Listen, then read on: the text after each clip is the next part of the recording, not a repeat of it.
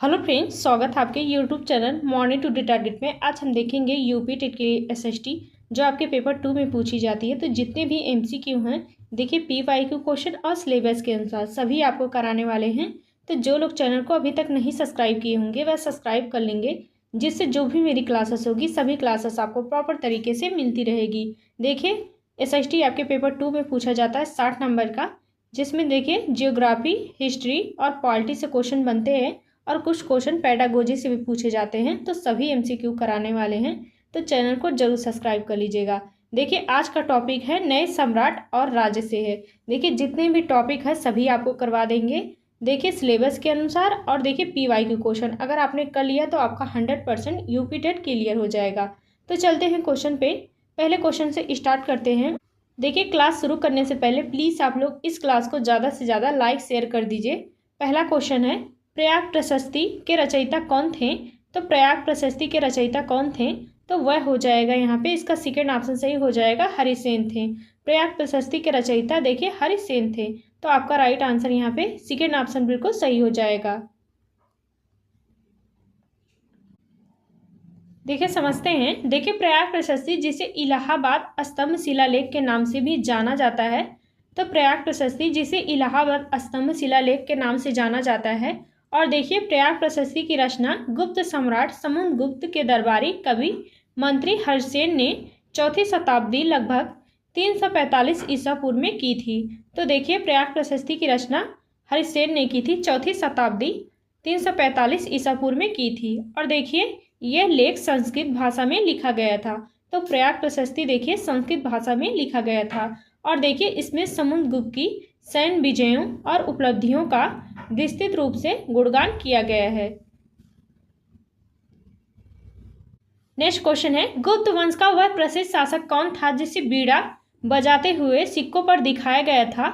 देखिए गुप्त वंश का वह शासक कौन था जिसे बीड़ा बजाते हुए सिक्कों पर दिखाया गया? तो वह हो जाएगा समुद्रगुप्त को। यहाँ पे इसका तीसरा ऑप्शन बिल्कुल सही हो जाएगा। देखिए गुप्त वंश का वह शासक था समुद्रगुप्त जिसे बीड़ा बजाते हुए सिक्कों पर दिखाया गया था। यहाँ पे इसका तीसरा ऑप्शन बिल्कुल सही हो जाएगा। और देखिए इसके पहले एसएसटी की जितनी भी मेरी क्लासेस हो चुकी हैं आपको प्ले लिस्ट में मिल जाएगी, तो उसको जाके ज़रूर देख लीजिएगा। देखिए जितने भी क्वेश्चन आपको करवा रहे हैं काफ़ी ज़्यादा इंपॉर्टेंट है। अगर आपने डेली क्लासेस ले ली आपका 100% यूपी टेट क्लियर हो जाएगा। देखिए समझते हैं। देखिए समुद्रगुप्त को उसकी मुद्राओं सिक्कों पर बीड़ा बजाते हुए दिखाया गया है, जो उसके संगीत के प्रति प्रेम और निपुणता को दर्शाता है। और देखिए इसी कारण उसे कविराज की उपाधि दी गई थी। देखिए समुद्रगुप्त को बीड़ा बजाते हुए दिखाया गया है और देखिए उन्हें कविराज की उपाधि दी गई थी। नेक्स्ट क्वेश्चन है, चालुक्यों की राजधानी निम्नलिखित में से कौन सी थी? तो चालुक्यों की राजधानी कौन सी थी? तो वह हो जाएगा, यहाँ पे इसका तीसरा ऑप्शन सही हो जाएगा, एहोल हो जाएगा। चालुक्यों की राजधानी देखिए एहोल थी। यहाँ पे इसका तीसरा ऑप्शन बिल्कुल सही हो जाएगा। देखिए समझते हैं। देखिए एहोल चालुक्य की पहली राजधानी थी और इसे भारतीय वास्तुकला का पालना भी कहा जाता है। और देखिए बाद में पुलकेशिन प्रथम के शासनकाल के दौरान राजधानी को वातापी वर्तमान बादामी स्थानांतरित कर दिया गया था। नेक्स्ट क्वेश्चन है, हर्षवर्धन के दरबारी कवि कौन थे जिन्होंने हर्षचरित लिखी थी? तो हर्षवर्धन के दरबारी कवि कौन थे जिन्होंने हर्षचरित लिखी थी? तो वह हो जाएगा यहाँ पे बाण भट्ट थे। यहाँ पे इसका सेकेंड ऑप्शन बिल्कुल सही हो जाएगा। देखिए हर्षवर्धन के दरबारी कवि बाण भट्ट थे। यहाँ पे इसका सेकेंड ऑप्शन बिल्कुल सही हो जाएगा। तो समझते हैं। देखिए बाण भट्ट 7वीं शताब्दी के संस्कृत गद्य और लेखक कवि थे। तो बाण भट्ट जो थे तो 7वीं शताब्दी और संस्कृत गद्य के लेखक और कवि थे। और देखिए कन्नौज सम्राट हर्षवर्धन के दरबारी कवि थे। तो बाण भट्ट जो थे देखिए कन्नौज के सम्राट हर्षवर्धन के दरबारी कवि थे। और देखिए बाण भट्ट ने हर्षचरित नामक ग्रंथ में हर्षवर्धन की जीवनी लिखी थी। तो बाण भट्ट ने हर्षचरित नामक ग्रंथ में हर्षवर्धन की जीवनी लिखी थी, जो देखिए संस्कृत में ऐतिहासिक काव्य रचनाओं की शुरुआत मानी जाती है। और देखिए बाण भट्ट ने लिखी थी तो कादम्बरी की भी रचना की थी बाण भट्ट ने। तो यह सभी पॉइंट देखिए याद रखिएगा। नेक्स्ट क्वेश्चन है, पल्लव राजवंश की राजधानी क्या थी? तो पल्लव राजवंश की राजधानी क्या थी? तो वह हो जाएगा, यहाँ पे इसका राइट आंसर तीसरा हो जाएगा। देखिए कांचीपुरम थी। तो पल्लव राजवंश की राजधानी थी कांचीपुरम। तो आपका तीसरा ऑप्शन बिल्कुल सही हो जाएगा। देखिए कांचीपुरम यह पल्लवों की मुख्य राजधानी और सत्ता का केंद्र थी। तो कांचीपुरम यह पल्लवों की मुख्य राजधानी थी और सत्ता भी थी। और देखिए इसे हजार मंदिरों का शहर भी कहा जाता है और यह शिक्षा व संस्कृत का प्रमुख केंद्र था। नेक्स्ट क्वेश्चन है, अभिज्ञान शकुंतलम के रचयिता कौन थे जिसमें एक राजा और एक युवती की प्रेम कहानी है? तो अभिज्ञान शकुंतलम के रचयिता कौन थे जिनमें एक राजा और एक युवती की प्रेम कहानी है? तो किसकी रचना है? तो वह देखिए आपका राइट आंसर यहाँ पे सेकेंड ऑप्शन सही हो जाएगा, कालिदास की है। तो अभिज्ञान शकुंतलम देखिए कालिदास की रचना है। तो आपका राइट आंसर यहाँ पे सेकेंड ऑप्शन बिल्कुल सही हो जाएगा। देखिए अभिज्ञान शकुंतलम की रचना महाकवि कालिदास ने की थी। तो अभिज्ञान शकुंतलम की रचना महाकवि कालिदास ने की थी। और देखिए यह संस्कृत साहित्य का एक विश्व प्रसिद्ध नाटक है जो हस्तिनापुर के राजा दुष्यंत और ऋषि कण्व की पालित पुत्री शकुंतला की प्रेम कहानी पर आधारित है। नेक्स्ट क्वेश्चन है, चीनी तीर्थयात्री फैयान किस गुप्त शासक के समय भारत आया था? तो चीनी तीर्थयात्री फैयान किस गुप्त शासक के समय भारत आया था? तो वह हो जाएगा यहाँ पे डी ऑप्शन सही हो जाएगा, चंद्रगुप्त द्वितीय के समय फैयान देखिए भारत आया था। तो आपका डी ऑप्शन बिल्कुल सही हो जाएगा। देखिए समझते हैं। देखिए चीनी तीर्थयात्री फैयान चंद्रगुप्त द्वितीय के शासनकाल के दौरान भारत आया था। और देखिए फैयान लगभग रहा था भारत में तो 399 ईस्वी से लेकर 412 ईस्वी तक भारत में रहा था फैयान। और देखिए उसने यहाँ की सामाजिक और धार्मिक स्थिति का विस्तृत विवरण अपनी पुस्तक में दिया था, तो याद रखिएगा। नेक्स्ट क्वेश्चन है, पल्लवों और चालुक्यों के राज्यों को अंततः किन राजवंशों ने समाप्त कर दिया था? तो पल्लवों और चालुक्यों के राज्यों को अंततः किन राजवंशों ने समाप्त कर दिया था? तो वह हो जाएगा, यहाँ पे इसका तीसरा ऑप्शन सही हो जाएगा, राष्ट्रकूट और चोल ने। तो आपका यहाँ पे तीसरा ऑप्शन बिल्कुल सही हो जाएगा। पल्लव और चालुक्यों के राज्यों को देखिए किसने समाप्त किया था? तो राष्ट्रकूट और चोल वंशों ने समाप्त कर दिया था। नेक्स्ट क्वेश्चन है, हर्षवर्धन को नर्मदा नदी के तट पर किस चालुक्य राजा ने आगे बढ़ने से रोका था? तो हर्षवर्धन को नर्मदा नदी के तट पर किस चालुक्य राजा ने आगे बढ़ने से रोक दिया था? तो वह हो जाएगा पुलकेशिन द्वितीय ने रोक दिया था। यहाँ पे इसका तीसरा ऑप्शन बिल्कुल सही हो जाएगा। हर्षवर्धन को नर्मदा नदी के तट पर किस चालुक्य राजा ने रोका था? तो पुलकेशिन द्वितीय ने रोका था। यहाँ पे इसका तीसरा ऑप्शन बिल्कुल सही हो जाएगा।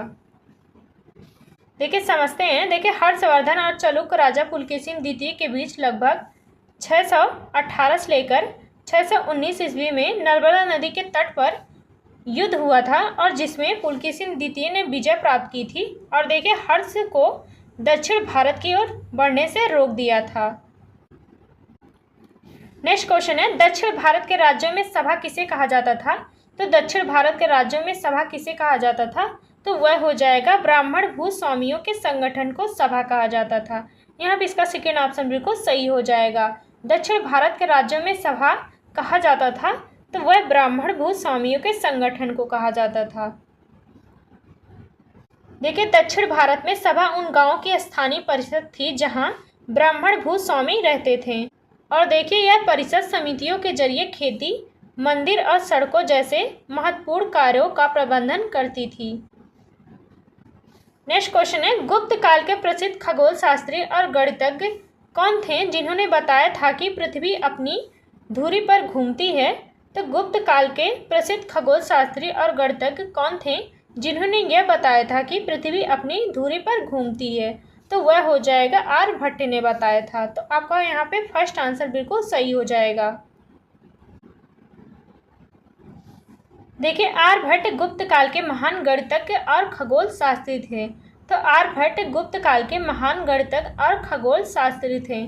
और देखिए आर्यभट्ट ने अपनी प्रसिद्ध पुस्तक आर्यभट्टीय में यह सिद्ध किया था कि पृथ्वी स्थिर नहीं है, बल्कि पृथ्वी वह अपनी धुरी पर घूमती है, जिसके कारण दिन और रात होता है। नेक्स्ट क्वेश्चन है, दक्षिण भारत के शिलालेखों के अनुसार नगरम किसका संगठन था? तो दक्षिण भारत के शिलालेखों के अनुसार नगरम किसका संगठन हुआ करता था? तो वह हो जाएगा व्यापारियों का। यहाँ पे इसका तीसरा ऑप्शन बिल्कुल सही हो जाएगा। दक्षिण भारत के शिलालेखों के अनुसार नगरम देखिए व्यापारियों के संघ को कहा जाता था। देखिए दक्षिण भारत के शिलालेखों विशेषकर पल्लव और चोल काल के अनुसार नगरम व्यापारियों का संगठन हुआ करता था। और देखिए नगरम यह व्यापारियों और शिल्पकारों का एक स्थानीय संगठन या सभा होती थी, जहां देखिए जो मुख्य रूप से व्यापारिक गतिविधियों का संचालन करती थी। नेक्स्ट क्वेश्चन है, पल्लव काल में उर नाम की सभा कहाँ होती थी? तो पल्लव काल में उर नाम की सभा कहाँ होती थी? तो वह हो जाएगा, यहाँ पे इसका राइट आंसर सही हो जाएगा, पहला हो जाएगा जहाँ ब्राह्मण भूस्वामी नहीं थे। तो पल्लव काल में उर नाम की सभा वहाँ होती थी जहाँ ब्राह्मण भूस्वामी नहीं थे। तो आपका फर्स्ट आंसर यहाँ पे बिल्कुल सही हो जाएगा। देखिए पल्लव काल और बाद के चोल काल में उन गांव की सभा होती थी जहां ब्राह्मण भूस्वामी नहीं थे। और देखिए उर समांतर ग्रामों की सभा थी जिसमें स्थानीय करदाता और किसान शामिल होते थे। देखिए उर समांतर उन लोगों की सभा थी जो स्थानीय करदाता किसान होते थे। नेक्स्ट क्वेश्चन है, मेहरौली दिल्ली स्थित लौह स्तंभ किस गुप्त शासक की विजयों की याद दिलाता है? तो मेहरौली दिल्ली स्थित लौह स्तंभ किस गुप्त शासक की विजयों की याद दिलाता है? तो वह हो जाएगा, सेकेंड ऑप्शन सही हो जाएगा, चंद्रगुप्त द्वितीय और चंद्र हो जाएगा। तो आपका यहाँ पे सेकेंड ऑप्शन बिल्कुल सही हो जाएगा। देखिए मेहरौली दिल्ली स्थित लौह स्तंभ किस गुप्त शासक की याद दिलाता है? तो चंद्रगुप्त द्वितीय की। देखिए समझते हैं। देखिए मेहरौली का लौह स्तंभ राजा चंद्र की विजयों का उल्लेख करता है और देखिए जिसकी पहचान ऐतिहासिक रूप से गुप्त वंश के शक्तिशाली शासक चंद्रगुप्त विक्रमादित्य से की जाती है। नेक्स्ट क्वेश्चन है, सार्थवाह शब्द का प्रयोग किसके लिए किया जाता था? तो सार्थवाह का शब्द का प्रयोग किसके लिए किया जाता था? तो वह हो जाएगा, यहाँ पे इसका राइट आंसर सही हो जाएगा। देखिए सेकेंड ऑप्शन, व्यापारियों के कफीले का नेता होता था सार्थवाहक। तो आपका यहाँ पे सेकेंड ऑप्शन बिल्कुल सही हो जाएगा। देखिए समझते हैं। देखिए प्राचीन भारत में सार्थ का अर्थ व्यापारियों का समूह या कफीला होता था और देखिए उस समूह के प्रमुख या नेतृत्व करने वाले व्यक्ति को सार्थवाह कहा जाता था। नेक्स्ट क्वेश्चन है, तो देखिए स्तंभ आ और स्तंभ बा से मिलान करना है तो महादंड नायक का हो जाएगा। तो महादंड नायक हो जाएगा मुख्य न्याय अधिकारी हो जाएगा। तो आपका देखिए पहले का हो जाएगा बी में हो जाएगा। और देखिए कुमार अमात्य होगा तो कुमार अमात्य हो जाएगा एक महत्वपूर्ण मंत्री हो जाएगा। तो आपका देखिए दूसरे का हो जाएगा डी में हो जाएगा। और देखिए प्रथम कुलिक होता है तो प्रथम कुलिक होता है तो मुख्य शिल्पकार होता है।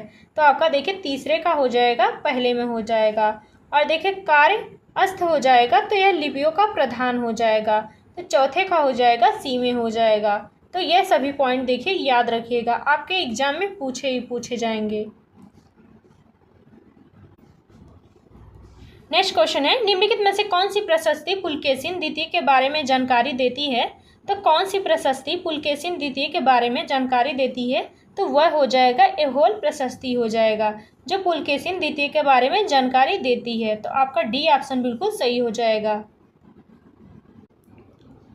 नेक्स्ट क्वेश्चन है, गुप्त काल में भक्त की अवधारणा के बारे में क्या सच है? तो गुप्त काल में भक्त की अवधारणा के बारे में क्या सच है? तो वह हो जाएगा, यहाँ पे इसका सेकेंड ऑप्शन सही हो जाएगा। इसमें देखिए देवी देवताओं की पूजा को महत्व दिया जाता था तो गुप्त काल में। तो आपका सेकेंड ऑप्शन बिल्कुल सही हो जाएगा। नेक्स्ट क्वेश्चन है, कालिदास के नाटकों की सबसे खास बात क्या थी? तो कालिदास के नाटकों की सबसे खास बात क्या थी? तो वह हो जाएगा, देखिए यहाँ पे इसका डी ऑप्शन सही हो जाएगा, ए और बी दोनों सही हो जाएगा। देखिए कालिदास के नाटकों की खास बात थी तो राजा और देखिए अधिकांश ब्राह्मण संस्कृत बोलते थे। तो आपका देखिए पहला बिल्कुल सही हो जाएगा, दूसरा भी सही हो जाएगा, महिलाएं और आम लोग प्राकृत भाषा बोलते थे। तो आपका देखिए दूसरा भी सही हो जाएगा। और तीसरा देखिए वे हमेशा दुखद कहानियाँ लिखते थे। तो आपका देखिए ऐसा नहीं है, तो आपका तीसरा गलत हो जाएगा। तो आपका देखिए पहला और दूसरा सही हो जाएगा।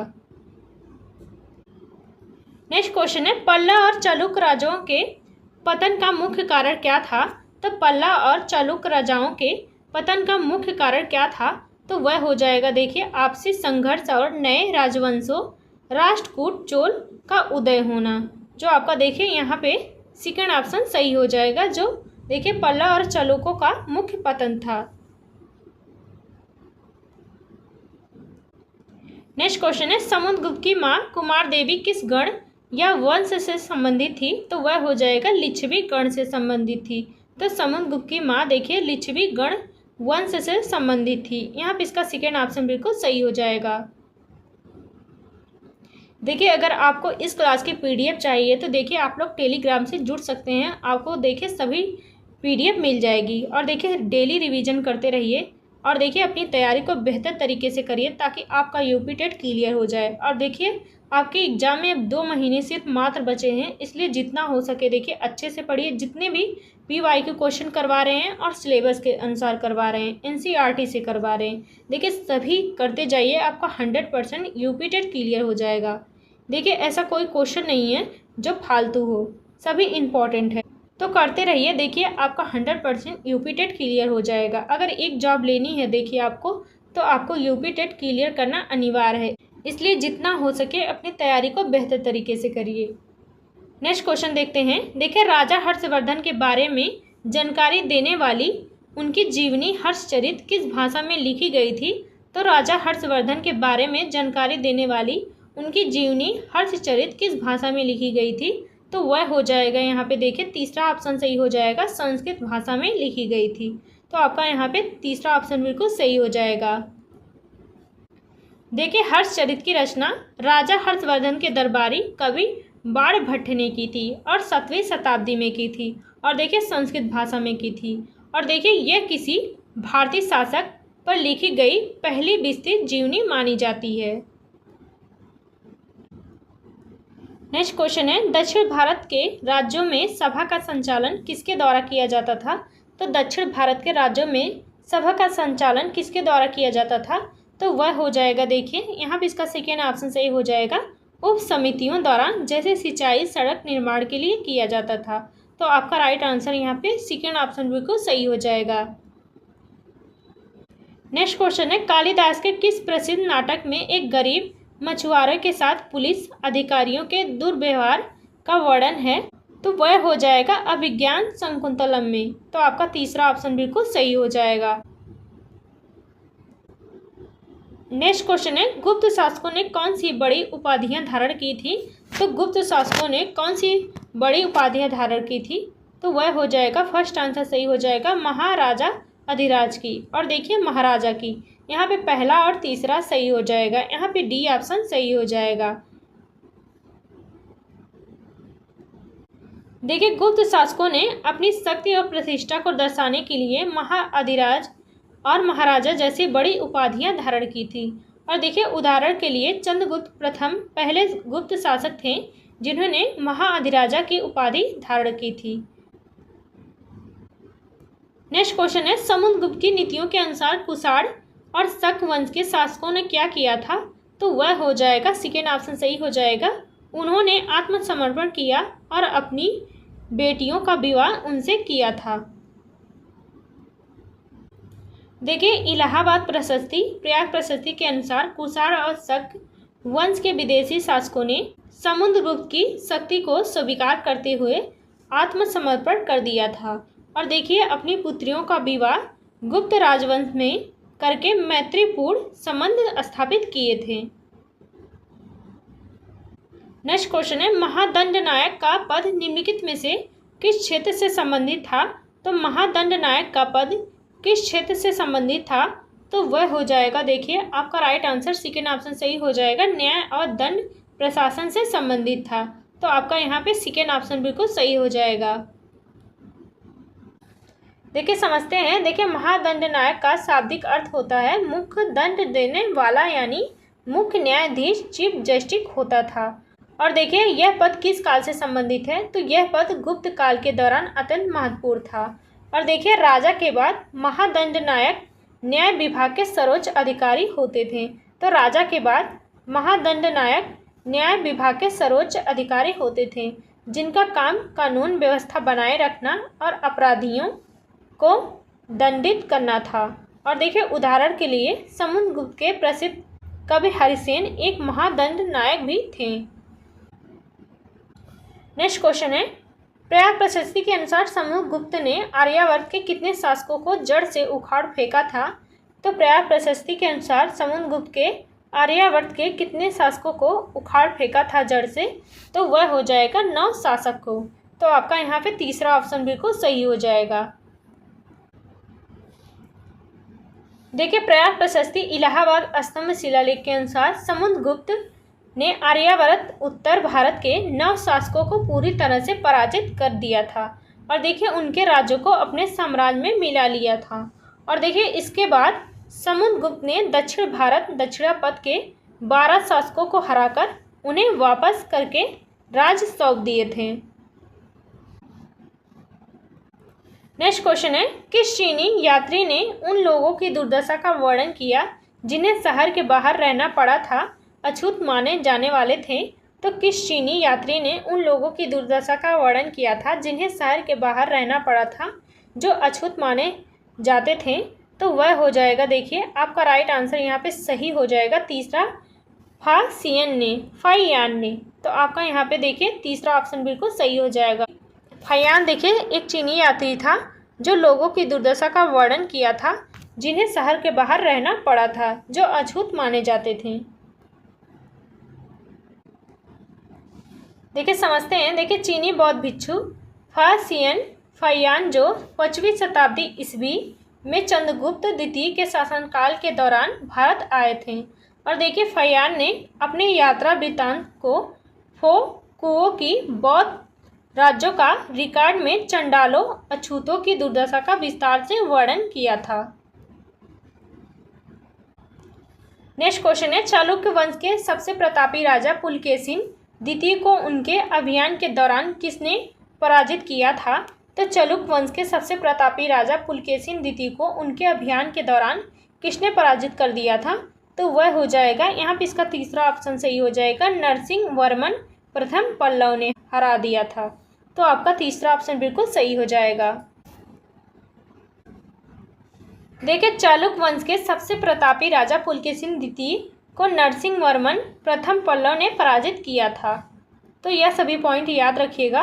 देखिए जितनी भी मेरी एसएसटी की क्लासेस हो चुकी हैं तो आप लोग जाके प्लेलिस्ट में ज़रूर देख लीजिए। देखिए PYQ क्वेश्चन कराने वाले हैं और सिलेबस के अनुसार करवाने वाले हैं, सभी MCQ कराएंगे। अगर आपने कर लिया देखिए आपका 100% यूपी टेट क्लियर हो जाएगा। देखिए जितने भी हिंदी के क्वेश्चन हैं और CDP के सभी कराने वाले हैं। तो आप लोग देखिए ज़्यादा से ज़्यादा सपोर्ट करिए और देखिए जितना हो सके इस क्लास को शेयर करिए। तो मिलते हैं नेक्स्ट क्लास में।